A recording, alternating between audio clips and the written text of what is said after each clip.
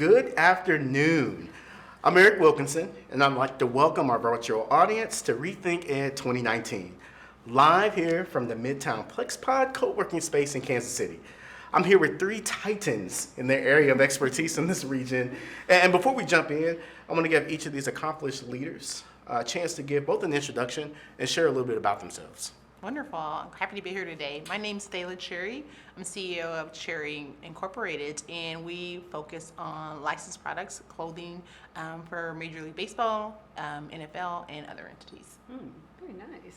Chiefs, huh? Yes, go Chiefs. Yeah, I'm Laura Gilchrist. I am Vice President of ParentCamp. I taught in Kansas City for 23 years. Super passionate about family engagement. My name is Laura Ritterbush, and I'm Vice President of Mission and Workforce Development at Goodwill of Western Missouri and Eastern Kansas. I've been in the workforce development field for over 20 years. So Thalia, Laura, and Laura. Yes, this should be easy. With intros out the way, for the next 15 minutes or so, let's have a conversation tangential to why we're here. With the very path to success in life and learning after high school, what do employers and parents want in graduates? But before we jump right in, let's level set. What does a high school diploma signify today from your perspectives? And then what should it signify? Feel free to jump in. I'm going to jump in back at the beginning. Yes.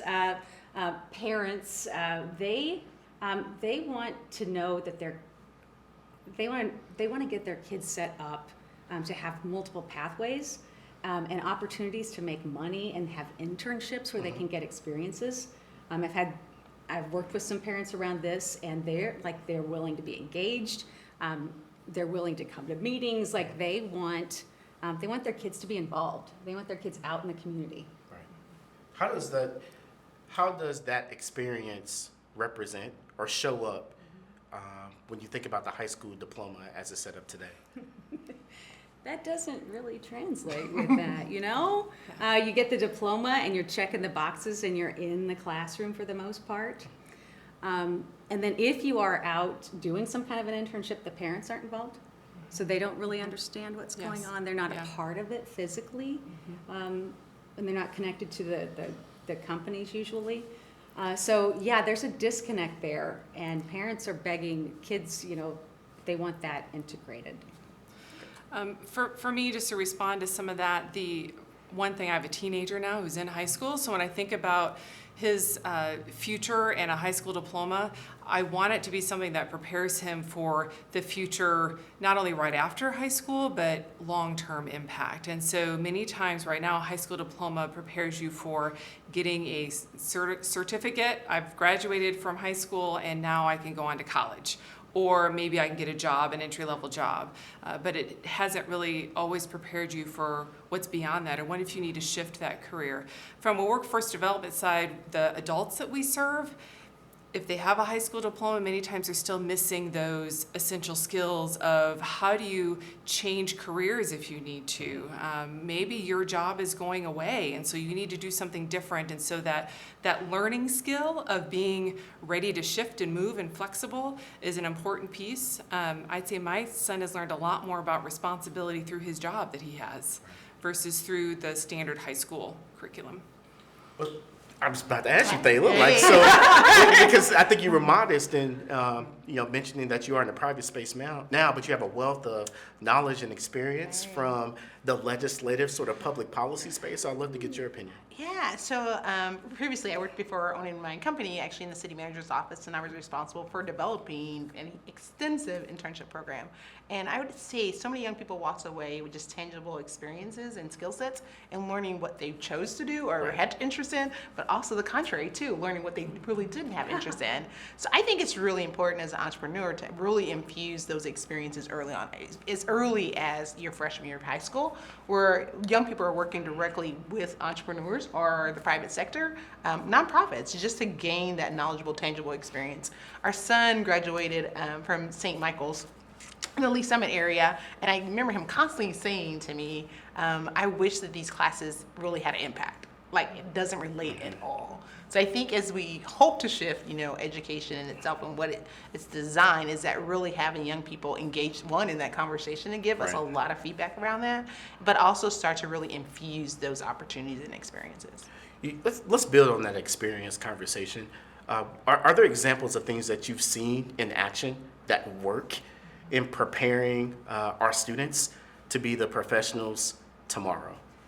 So one thing that was an aha for me this morning, I attended a session where we were talking about if you could create your own high school, what would that look like and what are the things you're looking for? And I realized with all of our work with students with disabilities, that individual education plan, the real world learning experiences that they all have because they need that to learn, we need to figure out how to bring that to the general education population, because that's in essence is what we're trying to do. And so that was just, I had not made that connection before. So instead of an individual education plan being a stigma, it becomes everyone has their own individual education plan that makes sense for them as a person and where they're headed in life. I'm going to jump back to because I like to jump. The word experience and dig into that a little bit. Commonly, we talk about that job experience and the learning about the job, but what is underneath that is really the relationships, the knowledge that you get just from talking with people, and so really digging into that piece of the experience. That's not just about the job. It's about, when we say experience, we're talking about the human part of it. And then, as adults, we would serve our kids and our community well by integrating, by figuring out how to get all the adults connected in dialogue around careers, because, parents' values and beliefs about careers, they might be different than what the kids are hearing, and that might, that can cause an issue. Right. So we need to be, get ourselves connected in dialogue with the kids and explore things, and big impact. So I'm going to tag onto that. I think it's also important to really help redesign how education views or educators view really what that looks like, right? So even within the higher ed systems, is that if you're really not taught to be innovative in your thinking and entrepreneurial mindset, it's going to be really difficult for you to translate that to students, right? And so then the teacher and educator is then teaching the student in a facet that's still kind of antiquated, but we're really wanting our students to kind of advance into this whole new world of thinking, right? And so I think we have to really go back and kind of peel back some of those layers too, but also with employers to really recognize that young people in high school can do some amazing things and really believe in the expectations that they are able to do those things. That's an interesting point, and this is a question for me, wasn't even on the list. You each come from different perspectives, and you talked about the employers being ready. Like, to what degree in your experience have you seen employers actually willing to take that leap and not look at that certificate, not look at that degree or that credential, and just really go on the skills? Are employers really ready? I feel like entrepreneurs are. Entrepreneurs right? are, okay. There's a different mindset, right? And there's a different perspective on how they view things anyway. So a lot of entrepreneurial colleagues that I interface a lot with, they really look at a skill set and talent and then really figure out how that adapts within their system, right? In their ecosystem. And not necessarily the traditional way of, this is a job description, this is where you're gonna fit. So I think it's helped for these businesses to become highly successful. So I think in the entrepreneurial mindset, yes. In that world, yes. Okay. I think we still have a long ways to go when it comes to government or corporations, because it's just not the way the infrastructure has been created. From my perspective, I think it would take a lot of examples for them, right? So let's have some successes with maybe some small pockets of employers who are willing to take that leap, and then be able to showcase, okay, here's what we learned, here's what works well, here's what we need to do differently next time because it didn't work as well. Because until people allow themselves to experience it, there's always going to be that barrier put up, because there are specific criteria for job descriptions and that sort of thing. And so how do they work within that world and still make it possible for someone to come in and rethink how they approach hiring people? I'm going to jump down over this way. Okay. Okay. It's a lot of jumping, but It's a good thing you're in the middle. That's my theme. I need some music here, But for them to experience it. Our bodies and minds know what we grew up with. We're in the education system. We're used to that. So we do. That is key. The other thing I want to jump back to, would be beliefs. Okay, so the beliefs. If you are in a job, and based on your life experiences, you believe that this is a newfangled thing and kids don't need to be in the workplace. Right. There are people that believe that, and there's nothing wrong with that. So you have to sit down around those beliefs. And, well, here's what I believe, there's a way you can set that up and then share, perspectives, and then people can start shifting. And then you add the, getting everybody in the experience, like the educators and the business. The thing you have to start with is the beliefs. If you don't start there, like if half the people believe that, hey, this isn't necessary, and you're trying to do something that you believe is necessary, well, it's not going to fly. I think there's some great examples locally though too. Okay. I think Blue Valley CAPS has done a remarkable job. Right. Also Northland CAPS, and I know they're doing some great work at Independence as well. I think it's a small population or percentage of the student population, so I think if we can work even harder, I think collectively across industries and sectors to really kind of help expand that a little further. And I wasn't saying that people weren't doing it. I was just saying underneath it were the values. But yeah, there's some great examples across the city. I'm going to challenge you to continue jumping because I do want to ask you a specific question. I think back to my experience, and I was always told I have to go to college in order to do X, Y, and Z. But what do parents, and your work with parents now, what do they believe? What are they telling their students they have to have in order to achieve X, Y, and Z?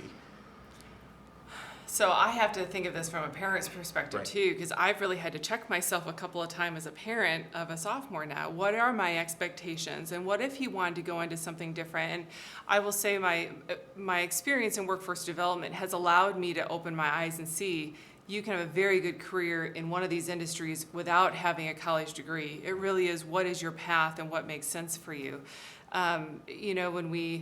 When we think about, our experience going back to people with disabilities at times is, can they work, is the question we get from parents.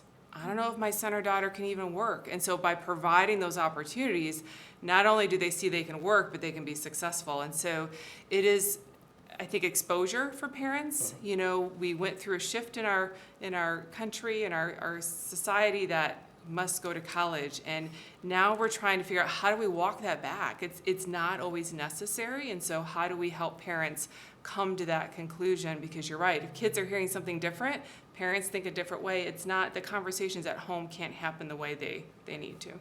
And kids default, the thing that kids go home to every day after school is the home and the family system. And so that's another reason to be integrated, because we can help. We all need help, and we can't, we can fail alone, but we can't succeed alone. Right. I always really encourage young people to actually just continue to learn in some capacity, right? So even if it's our high school diploma is the level at which they want to gain their education, I think it's just important to always put yourself in settings to learn more about yourself, but also your career and your interests, so that you can just grow to be the best person that you can be. In the spirit of jumping, I want to jump back to where we started. There's been some really great conversation around why we're here. When we think about the high school diploma, what should it look like? What should be that experience? When a student graduates, what should that mean? What should they walk away with? So- You're first. So when the student graduates from high school, they should walk with the ability to have some tangible assets that make them marketable. Okay. That could be from a wealth of different assets. I also think within that, we should require all students to actually do at least 2 internships. Okay. In different sectors, but in 2 internships. So I think it's going to open up their eyes and minds. So those assets, I think, also would include a lot of soft skills and the abilities to actually interface in the workplace. And I think it can be enhanced and actually strengthened at school as well. So an example, I walked into a school recently, and the students were able to bring in different lunch items and just all kinds of food and all different items. And I found it very interesting because I thought to myself, would ever bring that kind of food, just a array of junk food into the workplace. But yes, we do, right? Every day. But I think for this particular school that we're working with to help them build internships is really start to have them do what we would do in an internship, almost parallel to what they're doing kind of in the school environment. So those conversations are consistent. And I use that as an example of them bringing in all this junk food, Right. because that will transfer also when they go into the internship. So we really want to make sure that all industries are having the same conversations and we're on one accord, so that those transitions aren't so, the leap isn't so high, Right. in what the student's learning. Two things. One, we've got to ask the students and the parents. We've got to have dialogue with them about this question. Okay, we can't, as educators or alone, we can't design that for them. We have to design it with them. The other thing that is coming up in my mind is the school setup of covering content. Michelle Pledger today talked about, she shared her big project. Right. And if you are held to strict timelines and you have to cover content, you can't do that with kids. So we need to talk about that, and if we keep that structure, it's going to be too hard. And the testing and all that, a numbers accountability around test scores, that's got to change. For me, a high school diploma means every student leaves with a plan. So they have a detailed plan outlined for that student. What does that mean? What are your next steps and where do you go from here? And it also comes with enough experience that it sets you up to be successful in life. We talk about that we have children sometimes that are age 25, right? Because they've just not been set up to have that, I can handle it on my own, I can problem solve, I can, create my social network when I move to a new location. All those things that make you a mobile, diverse workforce and your ability to engage with an employer. Because even when if you're going on to college, I've seen several students get all the way through college and they still struggle with getting a job because they've never had that ability to social network and engage with an employer to the point where they can earn a job at that point in time. Yeah. So. Well, Thalia, Laura, and Laura, I want to thank you for your thoughts and insights and sharing them with me and the world on Facebook Live. Again, my name is Eric Wilkinson, and thank you for hanging out with us at Rethink Ed 2019.